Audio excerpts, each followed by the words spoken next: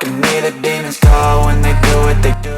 Federasi Sepak Bola Thailand atau FAT diambang sanksi FIFA setelah sang ketua umum PSSI-nya Thailand, Somyot Phongphanmhoe, memutuskan mengundurkan diri dari jabatannya pada Jumat 30 Juni 2023. Selintas tak ada yang salah dari pengunduran diri tersebut.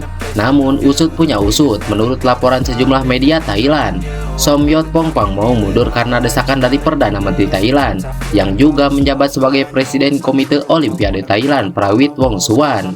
Sebelumnya, Prawit Wongsuwan menyatakan Somyot Phongphanmhoe harus mundur karena timnas Thailand U22 tumbang dari timnas Indonesia U22 di final sepak bola SEA Games 2023. Ditambah lagi, di partai puncak terjadi keributan, yang mana mencoreng nama baik Thailand. Hanya saja menurut laporan Thai Post, desakan mundur yang dibuat Prawit Wongsuwan kepada Somyot Phongphanmhoe membuat pencinta sepak bola negeri Gajah Perang panik. Mereka takut desakan itu masuk kategori intervensi pemerintah sehingga PSSI-nya Thailand berpotensi terkena banned dari FIFA. Jika Federasi Sepak Bola Thailand atau FAT terkena banned dari FIFA, timnas Thailand berpotensi dilarang tampil di kualifikasi Piala Dunia 2026 zona Asia dan kualifikasi Piala Asia 2027. Andai kondisi ini terjadi, timnas Indonesia diuntungkan. Dalam drawing kualifikasi Piala Dunia 2026 zona Asia, timnas Indonesia ditempatkan di pot 4 atau paling bawah bersama Taiwan, Maladewa, Yaman, Afghanistan, Singapura, Myanmar, Nepal, dan Kamboja. Namun jika Thailand di-banned FIFA, timnas Indonesia bakal naik ke pot 3 dalam drawing kualifikasi Piala Dunia 2026 zona Asia yang dilangsungkan pada Kamis 27 Juli 2023.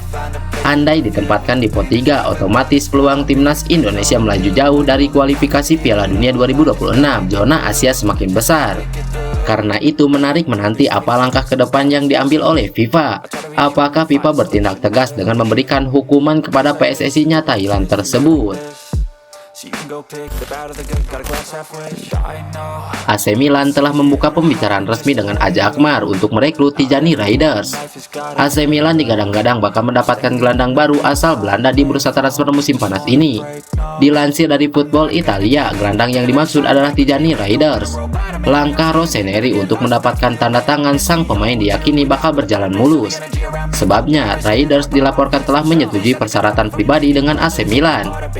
Masih dari Football Italia, Raiders dan AC Milan dilaporkan telah berjabat tangan dengan kesepakatan senilai 1,7 juta euro atau setara 27 miliar per tahunnya.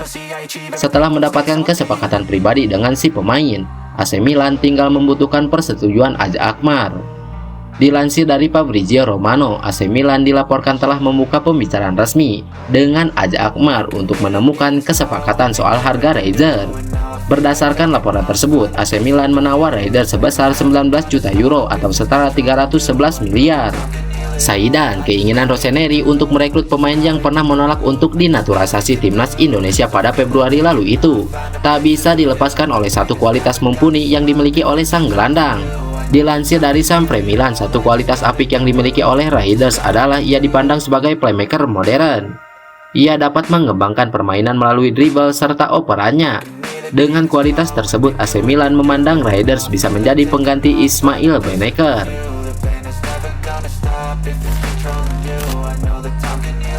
Legenda dan mantan kapten Chelsea Dennis West akan membantu Bima Sakti melakukan seleksi pemain timnas Indonesia U17 yang dipersiapkan untuk tampil di Piala Dunia U17 2023. Anggota Komite Eksekutif PSSI Arya Sinulinga mengatakan West akan mulai membantu Bima Sakti dalam program seleksi timnas Indonesia U17 pekan ini.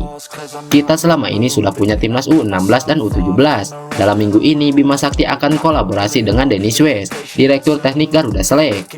Mereka juga akan sama-sama melakukan seleksi, ujar Arya Sinulinga. Dennis West adalah legenda Chelsea yang memperkuat The Blues sepanjang 1990 hingga 2001 di Premier League. West meninggalkan Chelsea sebelum era Roman Abramovich dimulai pada 2003. West dilepas Claudio Ranieri ke Leicester City pada 2001. Di level sepak bola internasional, Dennis West mengoleksi 21 caps dan 1 gol bersama timnas Inggris. Ex pemain yang berposisi sebagai gelandang itu memperkuat timnas Inggris di Euro tahun 2000.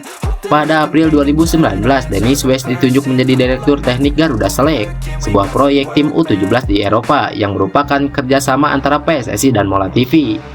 Bersama Des Walker sebagai pelatih kepala, Dennis West memimpin Garuda Select hingga saat ini memasuki musim kelima. Garuda Select yang dipimpin Dennis West melahirkan pemain seperti Bagas Kaffi, Fajar Faturrahman, Andre Octaviansa, Brilian Aldama, David Maulana hingga Hoki Caraka. Posisi Bima Sakti kini tengah berada di titik dilematis. Kepastian melatih timnas Indonesia U17 di Piala Dunia U17 2023 membuat dirinya bak berada di situasi maju kena mundur kena. Persiapan belum dimulai tetapi Bima sudah mendapatkan kritis deras terutama di media sosial. Netizen Indonesia menganggap Bima Sakti adalah juru taktik kemarin sore yang belum berbakal asam garam untuk menapak di pentas dunia. Bima Sakti memiliki rekam jejak sebagai asisten pelatih Persiba Balikpapan pada 2016, kemudian ditarik ke timnas Indonesia setahun kemudian sebagai asisten dan pelatih interim. Kini pria asal Balikpapan menukangi timnas Indonesia U16 sejak 2019. Piala AFF U16 2022 jadi persembahan perdana dari Bima Sakti untuk Indonesia. Namanya semakin melambung karena dianggap berhasil membina pemain remaja jadi yang terbaik di Asia Tenggara.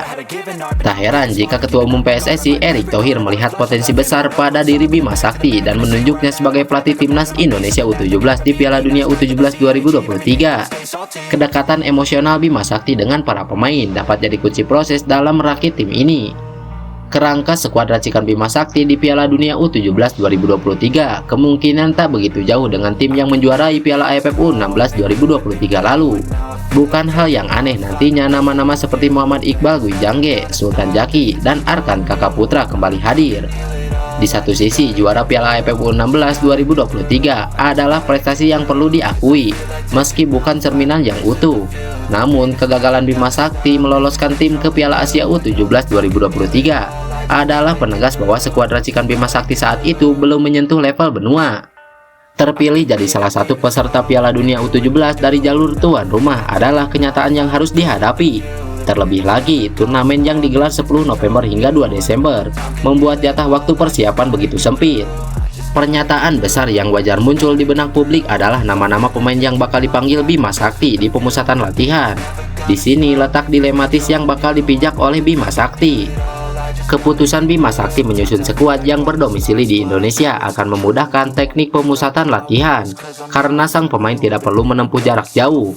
Langkah tersebut juga dapat memaksimalkan potensi yang besar di seluruh daerah Indonesia.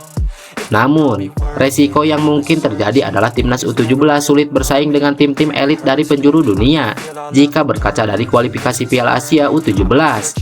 Tak adanya kompetisi reguler untuk pemain U16 juga mempengaruhi kualitas pemain. Karena itu, memanggil pemain diaspora dapat jadi pilihan utama. Sejauh ini ada 8 nama pemain diaspora yang seliweran di media sosial. Sebagian di antaranya sedang memperkuat klub-klub yang tidak asing di telinga penikmat sepak bola Indonesia. Beberapa nama seperti Welber Jardine, Ilpan Kariwijojo, Damin Agustin, dan Julian Mes Orib adalah bukti nyata Indonesia punya permata yang tersebar di belahan bumi lain. Itu dapat jadi pertimbangan jelang pemusatan latihan. Persoalannya, jiwa besar harus dimiliki Bima Sakti jika kembali diterpa kritik apabila mengesampingkan potensi putra daerah dan prinsip bertajuk local pride. Bima Sakti punya 2 tangan untuk menutup telinga dari ocehan tak berdasar warganet yang protes tanpa henti. Prestasi harus jadi fokusnya saat ini, selagi Indonesia ikut Piala Dunia U17. Pencapaian Indonesia di Piala Dunia U17 2023 bakal jadi catatan sejarah terlepas dari hasil yang didapatkan. Keikutsertaan wakil merah putih di level global juga sejalan dengan target jadi peserta Olimpiade 2036 dan Piala Dunia 2038. Bukan tak mungkin pemain timnas Indonesia U17 yang tampil di Piala Dunia U17 2023 adalah mereka yang merumput di Olimpiade atau Piala Dunia level senior. Sebab tak sedikit pesepak bola top saat ini merupakan jebolan dari Piala Dunia U17. Beban berat yang dipukul Bima Sakti bakal lebih ringan dengan belajar dari barisan senior yang lebih berpengalaman. Lantas bagaimana menurut kalian? Tulis pendapat kalian di kolom komentar dan salam olahraga.